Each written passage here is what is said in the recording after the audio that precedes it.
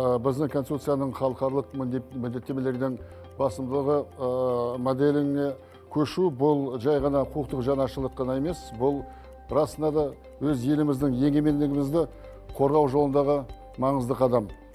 Барлық сыртқы келісімдер ұлттық мүдделеріне сай екеніне қатаң бақылаудан өтуге тиіс.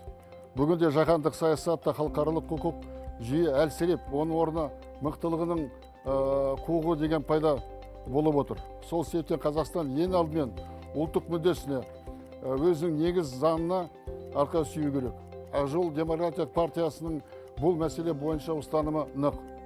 Халықаралық келісім шарттарды ратификаттауға дейін тексеру құзыреті Конституциялық соттың рөлін күшейтеді және мемлекеттік мүддемізді бұзуға жол бермейтін талап.